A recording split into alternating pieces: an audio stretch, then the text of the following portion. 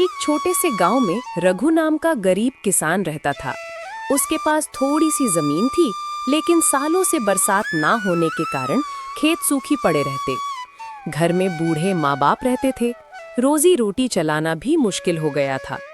रघु रोज सोचता, भगवान, मेहनत तो मैं करता हूँ, लेकिन किस्मत मेरा साथ क्यों नहीं देती। एक दिन गांव के सबसे बड़े सेठ धनीराम ने उसे बुलाया।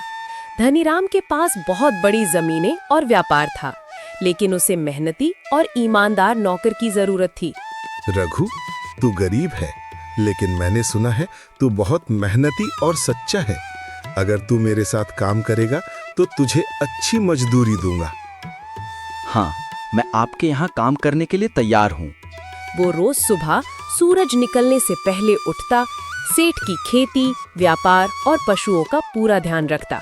धीरे धीरे उसकी मेहनत से सेठ का कारोबार और भी बढ़ने लगा। लेकिन रघु में एक और खासियत थी। वो सिर्फ काम ही नहीं करता था, बल्कि काम को सोच समझकर और नए तरीके से करता था। उसने खेतों में नई खेती की तकनीक अपनाई, अनाज बेचने में ईमानदारी दिखाई, सेठ के पैसे बचाने के लिए नए उपाय निकाले।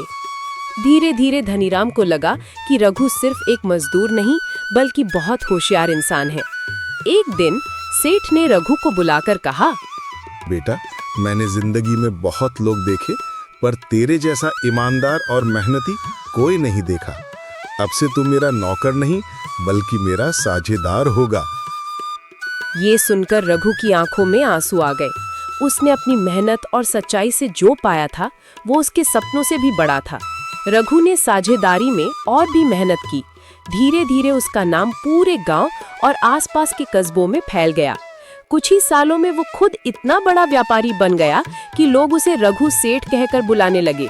लेकिन अमीरी आने के बाद भी उसने कभी अपने माँ बाप और गांव को नहीं भूला।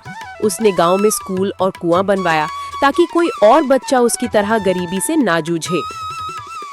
सीख: मेहनत, ईमानदारी और समझदारी से कोई भी इंसान अपनी तकदीर बदल सकता है।